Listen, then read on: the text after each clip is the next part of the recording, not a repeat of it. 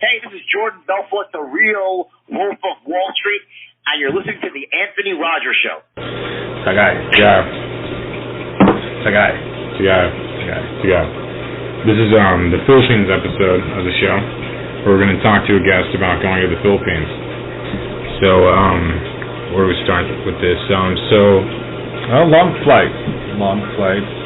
So you flew out. You went to Seattle for New Year's. Seattle's where most people fly, leaving the West Coast going, I guess you would say west to east, because Asia and Southeast Asia is the furthest east on our globe. If you cut it and made it a world map like we're shown in school and stuff like that. How many days were you there? Few. Okay, so you get off the plane. Let's get you to Philippines. Yeah, you get off the plane. Where in Korea, I guess, and you went to... So Korea, got the plane in Korea, and then you went to... You fly to Korea, it's a big jet,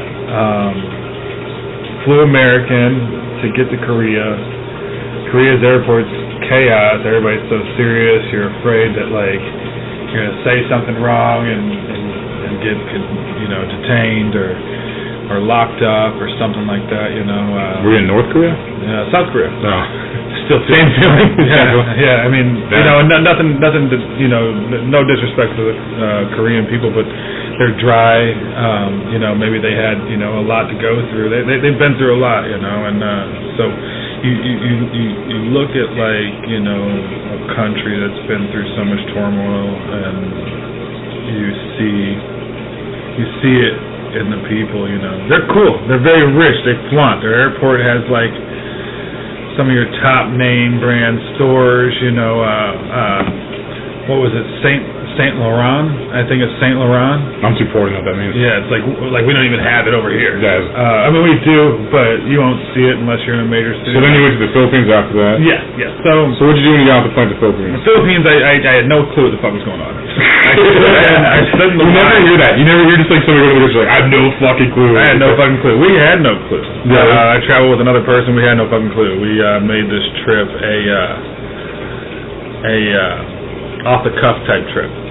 No reservations, no plans, no destination. Just kind of play it as you go, And so hopped off the plane, stood in a damn 2-hour line in the airport just to get through this little border patrol type deal at the airport, and you had to show them your passport and let them know where you're from and all that stuff, and then you're kind of released. But it kind of felt like Mexico, it was all professional until you're released, and then it's just chaos, It's you see people walking around, I don't know, it's different. All right, never mind. I'm going to take that back. It's not the same as Mexico. Mexico, there was a lot of activity that you don't see. So were you staying baller house places or your huts, or what were we doing? It depends. So I had a reservation for a place in, I believe it was Karkar or Cebu City, and it was called the Flying Fish. It was a hostel. It was supposed to be $10 a night, We get there, my buddy and I make it there about 3 a.m., we've been flying for 17 hours, 18 hours. We make it there. We get there, and the lady's like, yeah, we got your reservation, blah, blah, blah. And she shows us the room. It's one bed, one twin bed. And we both look at each other. We're exhausted from the fucking trip. We're like, nope, not going to happen. You got a beer? And she said, yes, we have beer. So we sat there for a good hour and just drank beer.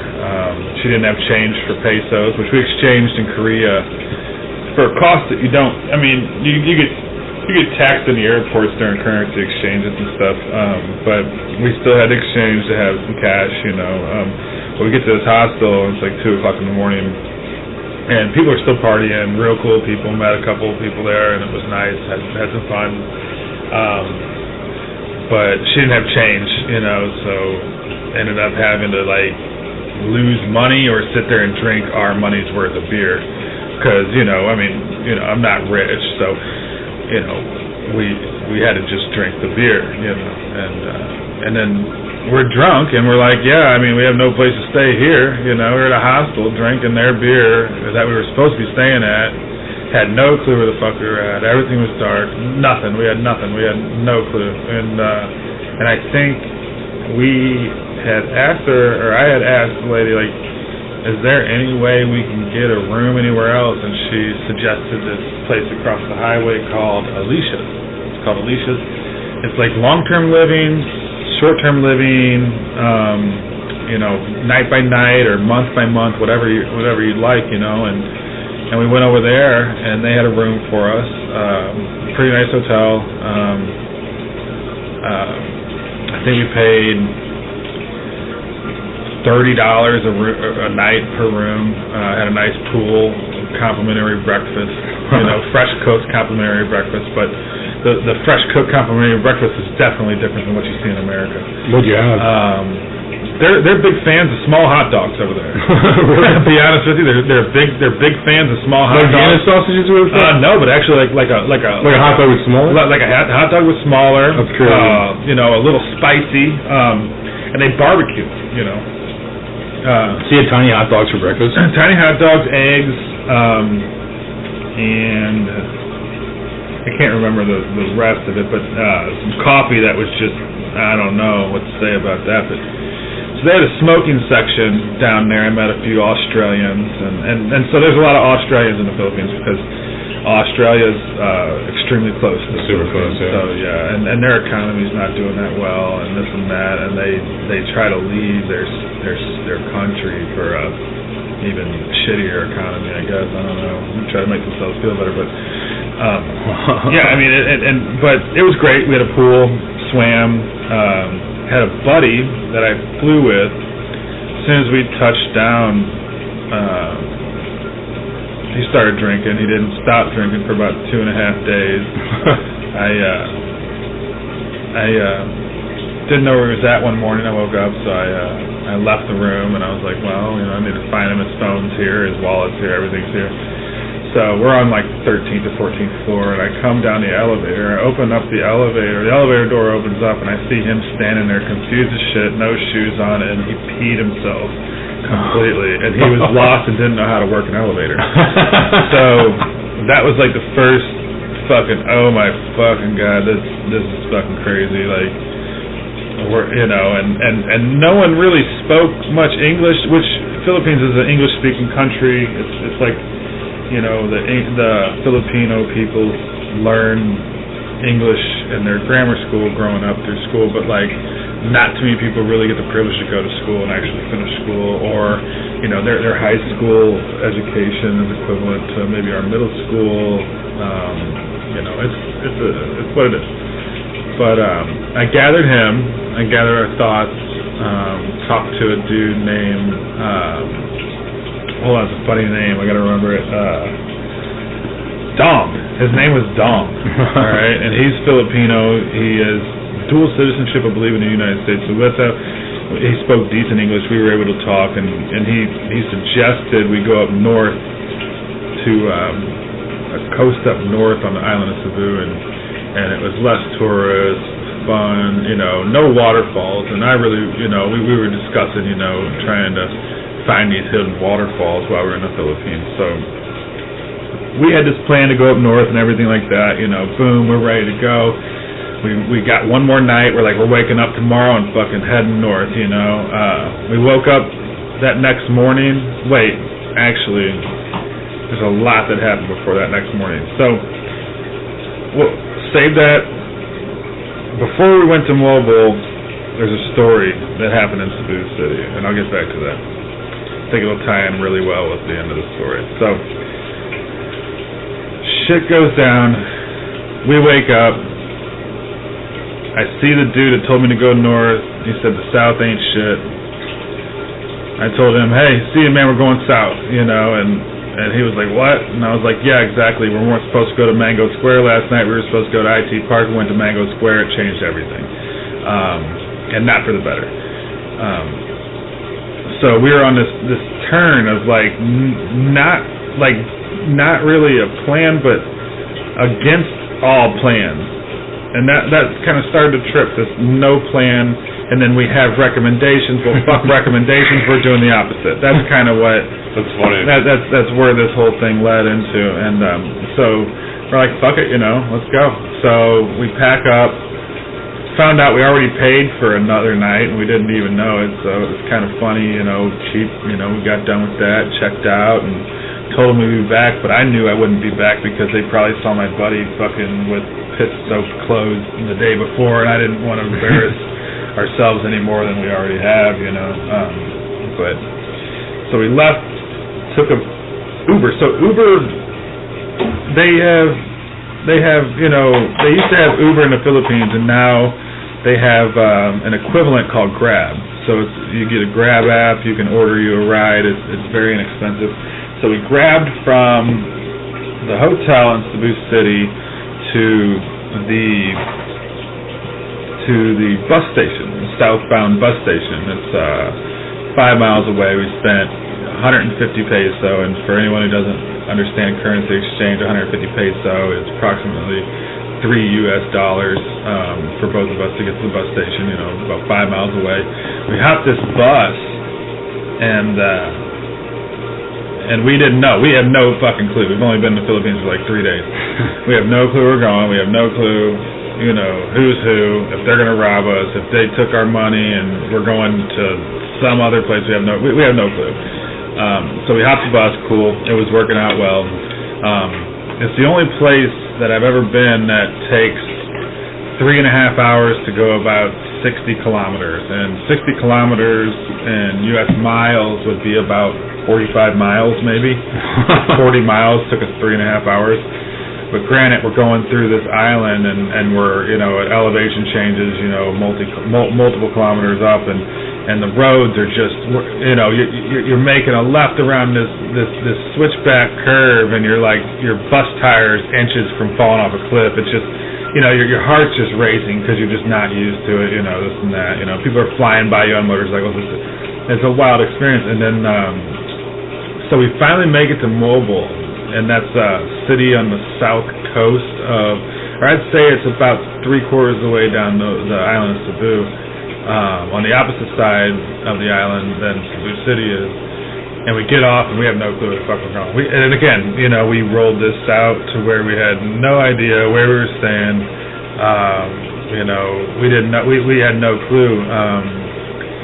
So we Googled, we had internet service. We Googled a hostel in Moalboal, and ended up being a hostel right on the beach. Well, it was 4 kilometers from where the bus dropped us off, so we're just standing there like tourists with backpacks, and this guy about 55 years old and hollered at us, he's like, "You need a ride?" And I was like, "Hell yeah, man, let's go." And I told him where we were going, and then he takes us over to this, it's called tuk-tuk or tug-tug or something like that. It's a motorcycle with a welded-on cart next to it with another tire, and I was like, well, fuck, when in Rome, I guess you just jump in and fucking tug-tug, so I jumped in tug-tug, and we're bouncing up and down these shitty streets, and they don't have the income, or the funding that we have, to make these roads the way that, they could be or should be. So we get down to this hostel. It's really cool. They offer you a beer. I mean, everywhere you go in the Philippines, people are drinking beer. They're very happy people. It's amazing. But anyway, so we hop into this tug-tug, get down here. It's this little hostel, and all they have available is one bed and a hammock. So I'm like, well, shit. My buddy, didn't get much sleep, and we'll talk about that first few nights at the end of the story, like I said. But I had a few hours, and I felt good. I told him I'd take the hammock. So that night we kind of drank a little bit, didn't stay up too late, got some sleep, and then we wanted to kind of establish our surroundings or just understand where we were at, the next day. So I didn't sleep worth a fuck. The hammock was fucking itchy as fuck. I almost fell out of the damn thing like 3 times. It was not like the hammocks you usually sleep in. It was 2 boards with stuff strung across it. You lean one way, you're fucking gone. So ended up ended up sleeping a little bit, got up at like 2 o'clock and couldn't go to sleep. Well, there's nothing to do on this little, it's a diving city. So like it's one of the number one diving locations in the world where people go scuba diving and this and that. And you know, there was no one up. There's no late night activity, I guess, at 2:30. But I was on the wrong part. There was, trust me, late night partying. But we found that out later. But there was nothing to do. I had no clue where the fuck I was at. So like I was just like trying to wash my face, or I didn't even know what was going on. I was in shock a bit because I'm in some weird hostel that I have no clue where the fuck I'm at. I have no amenities. I have nothing. I have like a cold spigot that, you know, just kind of flows when it wants, and I mustered up the energy to go ahead and just try to hose myself off a little bit to feel awake, and eventually my buddy gets up and I'm causing commotion, you know, but we go ahead and get up. It's like 4:45. Prior to this day, we went and got scooters. So we went and got a couple motorcycles in this small town before that night, and ended up paying $8 for 24 hours, which is 400 peso, which was a hell of a deal. I'm like, yes, every day that I'm here, I'm paying $8 for transportation, you know, and so we agreed the next day, because we were up. I had him up. He was pissed, but he got some sleep, at least on that bed and stuff. So we got up, and there was that night we were talking to some locals. I don't know. Anthony, asked me some questions. I'm the owner. So the night before that first night sleeping, we ended up going to a bar called Seven Seas, and we sat down and had a couple Red Horses. So Red Horse is their local beer, one of their local beers, and they also have San Miguel and San Miguel Light. But Red Horse is a 6.9% ABV beer that tastes like a Michelob Ultra. You don't know, you're 3 or 4 into them and you're shit-faced. And that's pretty much how it goes down, you know. And so we went and talked to somebody about, you know, a location, or I Googled a location called White Beach, and White Beach was really, really cool, you know, on the pictures and everything like that, and, you know, from what I gathered, it was a destination, you know, nearby that would be fun by motorcycle to get there. So we were up, we're talking, okay, let's just go to White Beach, you know, and get breakfast there or whatever. So it was a great idea. We took off. It's about a 10-kilometer ride up the coast north. And we ended up getting to some cut-off roads, and we didn't know where we were going. There was no real street signs. You got chickens crossing the roads, dogs sitting watching you drive by. It's a wild deal, and we're just zooming by and kind of keeping our eyes open for signs or whatever. And we ended up missing it 3 times. Ended up on the coast next to some like shipwrecks and all kinds of, you know, really neat things, but, you know, had no clue where the hell we were at. We ended up finding what was so-called White Beach, and it was like outside of this small little community that provided like a breakfast, and they lived where they cooked. It was kind of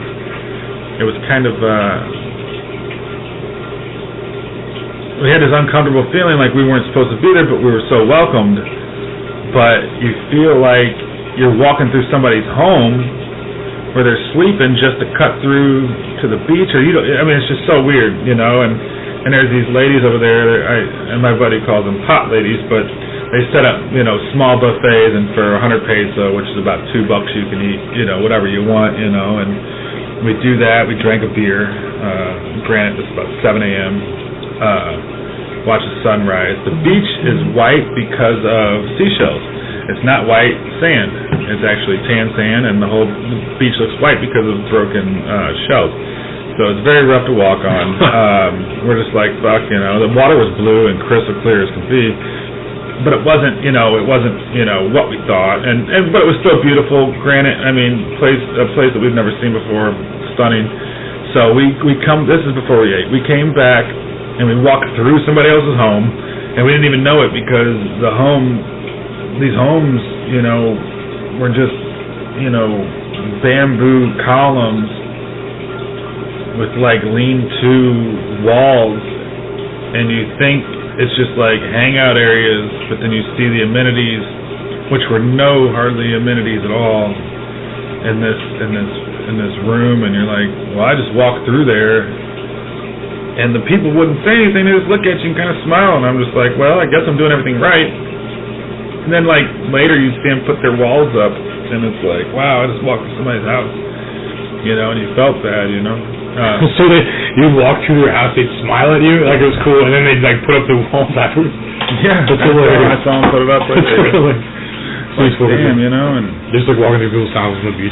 Yeah, got caught in a rainstorm there, so we ended up just drinking a few more beers, and then we decided after the rain stopped to mosey on back to Moalboal and actually find out about this little diving community that we were staying in, and we actually found across the street from the hostel that we stayed in, because I knew I wasn't staying at the hostel another night, and if I did, I needed a bed. I wasn't going to sleep in a hammock. It was itchy, and you have spiders, lizards, freaking all kinds of stuff all over the place. So like, I'm tripping all night thinking shit's crawling all over me, and it's just a bad fabric or just an itchy fabric. It's probably it was probably, yeah. I tell you, I took a shower in this little spigot thing, and I saw a centipede come flying out. And just you're in the fucking tropics. I mean, you're gonna have a bunch of. Oh yeah, there was a gato, or the cat sitting on our porch. Cat and dogs just run around like. I mean, they're still free. They're still free, but they're not. They're somebody's cat or dog, but they're actually free. Yeah. And it works out well. They know where their home is, and they come back to their home. It's kind of wild, And so, what's the craziest thing that's happened like there? What would you say? Like, at what level? Like death-defying or whatever you want to whatever's cool. Like what? I would say death-defying. I would say one of the craziest, or two of the craziest death-defying deals there was this. I'll get back to you on the name of this waterfall, but it was deep in the jungle in Cebu, and we could barely find it, and we ended up getting there, and we found this lady, and she kind of showed us the way to get back into this place, and it's a good mile hike, and we get back there, and like, oh, that's the waterfall, and it starts the waterfall. It's a 2-stage waterfall. It's crystal blue water, just stunning stuff you'd see in magazines. It's just, and that's what they're known for, and tourists always try to find these hidden waterfalls, and some find them, and some go to like Kawasan Falls. Kawasan Falls was amazing, but that's something that everyone knows about. Well, we went to this one called Montpelier, and then I'll remember this last one I'm talking about right now, but. So we walk in, and we're walking through some shit, and I'm just like, I'm waiting for like some black mamba to come out and snap me on the leg, because the wildlife out there is pretty crazy. And so we get to the top of this hill, and then we encroach these woods, and then it's just a big basin, a big hole. And she's like, this girl that took us, she was like 38 and looked like she was like 20. And great health, like made us look like shit, walking through this deal. But we get to the top of this rock structure, and she's like, okay, you can jump or you want to crawl down? And I'm like, how deep's the water down there? This is like 15 meters up, which is, 40-something feet, and I'm just like, I'm not ready to just jump to my death right now, and she's like, it's okay, just jump, and I'm like, it's okay. I'm like, shit, dude, no, not right now, like, I was like, is there any other way to get down? She's like, yeah, right here, and shows me this little rock ledge, and it looks okay for a second. This thing is like a level 5 fucking decline where you're just like, you're completely vertical, hanging onto rocks, gripping with your toes, 40 feet to get down to the basin of this first stage of the waterfall, and I'm just like, I thought, if someone slipped on this shit, it's either death or serious injury, and but again, it's not commercial. You're in the middle of the jungle. This is not something. It's not a tourist attraction by many. It's something that we sought out, and that we made that our goal to be off the grid. Do it all by motorcycle. And GPS coordinates and stuff like that. So we found this thing, and it was crazy. I did not jump, but I did crawl down this thing because she just like leaped down it like a lizard, And I'm like, well, that's great. I'm just gonna, my ass was puckering the whole time. I was just like so nervous. I haven't done this stuff since like gym class, and I didn't even do this stuff in gym class. I didn't even do this in the Army. This is actually one of the craziest, declines I've ever done in my life. And but I knew that if I slipped and fell, I'd die, or it was not good. There was nothing there. I couldn't get out of there. But so we made it down. We also, this German chick that we met in Quasin Falls, that was the first waterfall we went and saw at like 6 a.m., 7 a.m. She wanted to follow us because we had a plan. Sounds like a German, right? So she followed us, and she could ride a motorcycle. She kept up, and she was tripping. She did not know what to do, and so she followed me, and I kind of showed her where to put what foot and whatever. We get down there. The girl that guided us there, she walked, pranced right back up to the top and then jumped off the top and then swam over to us and was like, you guys ready? And I'm like, shit, I guess, and so we see a couple more stages of this waterfall, and it's multi-level, 2-3 levels. They had some carved in stone type of like a rope. I don't know, you would take a rope and you'd rappel down this stone thing just to get down, and it's like, okay, there again, I slip, I'm dead, The engineering of this bamboo stair structure and platform, again, I weigh, a lot more than these people do, and I was just, it was scary. I thought at any point I could have, probably broke something or fell. We'll stop part 1 here. That's part 1 of the Philippine episode. Yeah. Why do you say this whole thing again? Was it? Tagay.